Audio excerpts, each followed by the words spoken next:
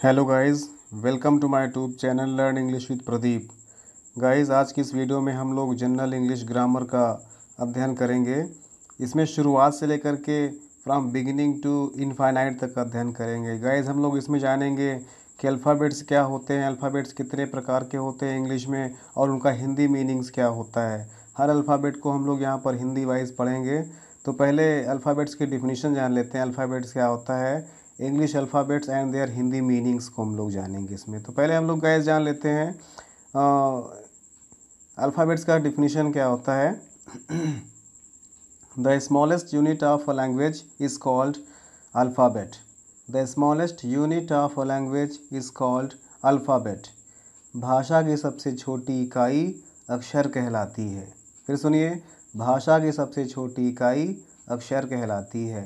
अंग्रेजी वर्णमाला के वर्णों से निम्नलिखित हिंदी वर्ण बनते हैं, जैसे ए बराबर आ या आ, बी से बा, सी से सा और का उच्चारण होता है। उसी प्रकार से डी से द और डा, ई से ई और ए का उच्चारण होता है। याद करते चलिएगा इसको। उसी प्रकार से एफ से हिंदी में फा का उच्चारण होता है, फा। उसी प्रकार से जी से हिंदी में ग और जा का उच्चारण होता है। किसका?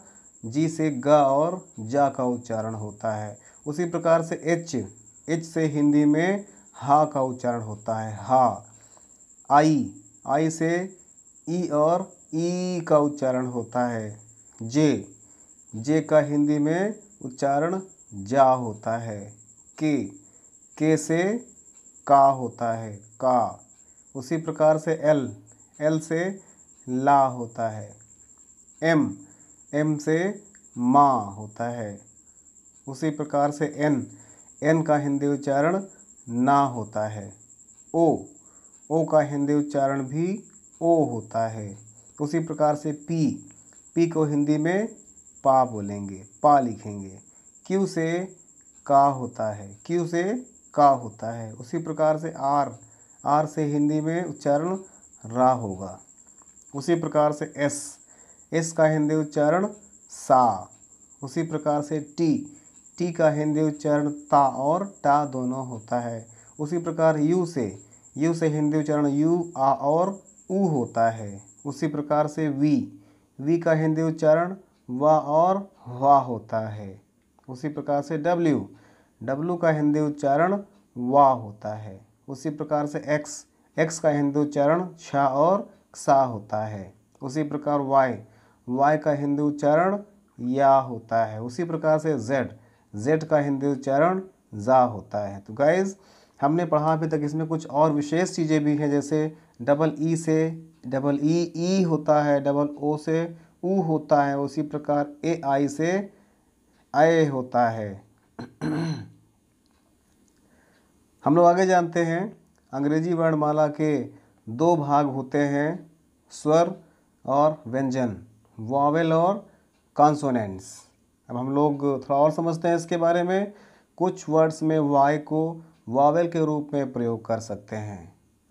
दूसरा है, कॉन्सोनेंट्स को पूर्ण बनाने के लिए वॉवेल ए का प्रयोग करते हैं। ध्यान सुनिएगा, कॉन्सोनेंट्स को पूर्ण बनाने के लिए वॉवेल ए का प्रयोग करते हैं। हर वर्ड्स के बीच में कॉमनली हम लोग वॉवेल्स का, हर लेटर के बीच में हम लोग कॉमनली वॉवेल्स का प्रयोग करते हैं। इसके लिए कुछ नियम हैं। पहला नियम है, यदि पहले स्वर आ चुका हो तो अंतिम वर्ण के बाद ए लगाना आवश्यक नहीं है, जैसे विजय, सूरज, दिलीप एट्सेट्रा।